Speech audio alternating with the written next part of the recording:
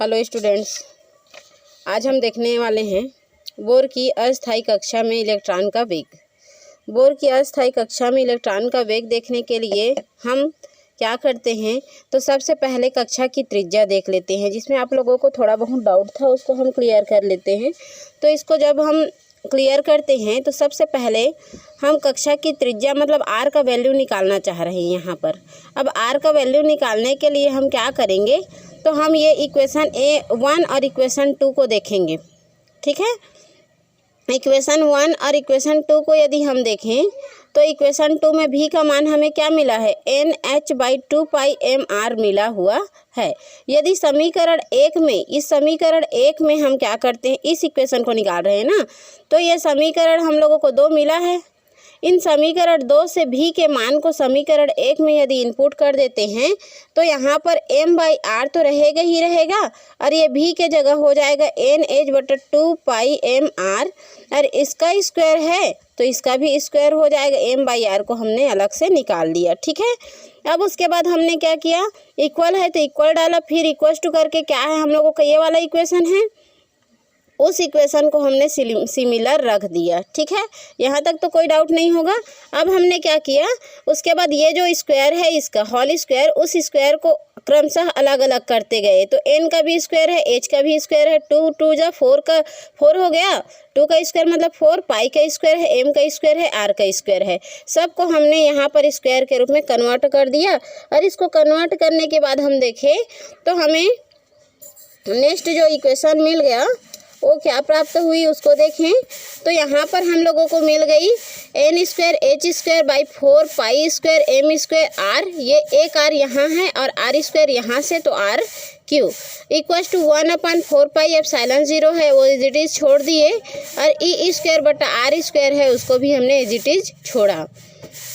ठीक, यहाँ तक तो डाउट नहीं होगा। अब यदि आगे इसकी बात करें तो e² हम लोग यहाँ रहने दिए, ये r² से r³ क्या हो गए, कैंसिल हो गए। यहाँ से 2r था, 2r कैंसिल हुए, सिंगल r बचा हुआ है। ठीक है, अब यहाँ 1/4πε0 को छोड़ दिए, और बाकी यहाँ mn²h² mn²h²/4 पाई² m² और 3r में से एक r बचा है, 2r इससे कैंसिल आउट हो गए हैं, जो बचा है उसको बचा देना है।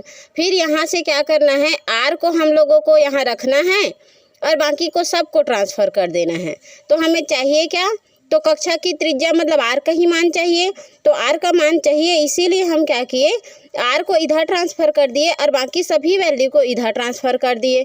तो हम लोगों का ये जो पहले का इक्वेशन था वो एज इट इज़ पड़ा हुआ है, सिर्फ ये क्या है, यहाँ डिनोमिनेटर में था, गुणा होकर ये न्यूमरेटर में चल दिया, और यहाँ जितने भी वैल्यू थे ये उधर आ गए, तो ये हो गए अंश का हर और हर का अंश। तो ये हर में है इसीलिए अंश हो गया 4πε0, और ये e² जो है अंश में है वो क्या हो गए, हर हो गए। आगे जब इसकी बात करें तो जो जो कट रहा है उसको कटा देना है, बच रहा है उसको बचा देना है। 4 से 4 कट गया, 2 पाई में 1 पाई कट गया। अब यहाँ 1 m ने 1 m कटा, n² है तो वो तो कट नहीं रहा, h² भी नहीं कट रहा, e² भी नहीं कट रहा है, तो अंश में बच गया एप्सिलॉन 0 बचा, n² बचा, h² बचा, और बाई करके हम लोगों का 4 से कैंसिल आउट हो गए, पाई से कैंसिल आउट हो गए। अब यहाँ m जो है 1 m से कैंसिल हो गया तो m बचा, और e² एज इट इज़ हमने उतार दिया। अब यदि हम क्या करते हैं, इस n² को रखते हैं और बाकी यहाँ से लेकर यहाँ तक के सभी वैल्यू को नियतांक मान लेते हैं। Epsilon 0 h² by pi m e² को यदि हम कोई नियतांक मानते हैं, कांस्टेंट मानते हैं, तो उस कांस्टेंट का हम अनुक्रमानुपाती से शो करेंगे और r अनुक्रमानुपाती n² प्राप्त हो जाती है। अर्थात हम कह सकते हैं किसी भी कक्षा की त्रिज्या जो होती है n के स्क्वायर के त्रिज्या के अनुक्रम प्राप्त होती है। अर्थात जब हम त्रिज्या को 1 गुना बढ़ाते हैं तो उसका 2 गुना जो है, 2 गुना नहीं उसके स्क्वायर के बराबर n का वैल्यू बढ़ेगा, नंबर ऑफ एटम्स बढ़ेंगे। ठीक है, तो इसीलिए इसका अनुपात हम लोगों का 1 का स्क्वायर, 2 का स्क्वायर, 3 का स्क्वायर प्राप्त हो जाता है, जिसे 1 एकम 1, 2 दूने 4, 3 तिया 9, 4 चौक 16 इस क्रम से लिख सकते हैं। अब यदि इसकी ग्राफ की बात करें तो ग्राफ इस प्रकार से इसकी इंक्रीज होती है। ये न्यूमेरिकल कंक्लूजन है, जिसका वैल्यू दिया हुआ है उसको आप लोग करके बताएंगे। ठीक है, अब देखते हैं बोर की स्थायी कक्षा में इलेक्ट्रॉन का वेग। बोर की स्थायी कक्षा में इलेक्ट्रॉन का वेग देखने के लिए भी हम सबसे पहले इक्वेशन नंबर फर्स्ट को ही लेंगे। तो यहाँ हम इक्वेशन नंबर फर्स्ट से जानते हैं mv स्क्वायर बटा r equal to E square बटा 4 पाई एप्सिलॉन 0 r स्क्वायर होता है। अब उस वैल्यू को हमने यहाँ पर रखा। स्थायी कक्षा में इलेक्ट्रॉन का वेग निकालना है, तो वेग निकालना है मतलब v का वैल्यू निकालना है हम लोगों को सबको ट्रांसफ़र करके। तो सबको ट्रांसफ़र करके v का वैल्यू निकालना है, उसके लिए हम समीकरण 1 को पहले उपयोग में लाए। समीकरण 1 में उपयोग में लाए, फिर उसके बाद या तो हम यहाँ से r को छोड़े हैं और बाकी सब को क्या किए हैं, ट्रांसफ़र किए हैं।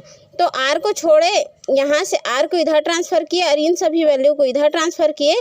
तो ये जो है 1/4 pi epsilon 0 as it is रह गया ई स्क्वायर बटा r स्क्वायर, एक r से एक r हो गया कैंसिल, तो बच गया क्या, mv स्क्वायर। अब देखो यहाँ से हम जानते हैं एम भी आर बराबर एन एच बटा 2 पाई होता है।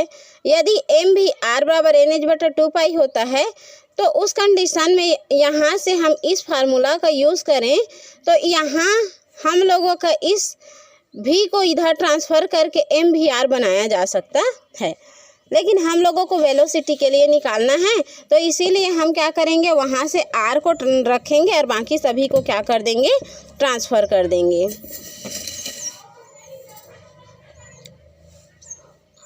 ठीक है, तो इस प्रकार हमने क्या किया, पिछले इक्वेशन में एम भी आर बराबर एन एच बटा 2 पाई होता था, तो एम भी आर में से आर को रखे, एम भी को इधर हम लोगों ने राइट साइड ट्रांसफ़र किया। अब इस इक्वेशन को हमने 5 इक्वेशन मान लिया, ये आर का वैल्यू हम लोगों को मिली।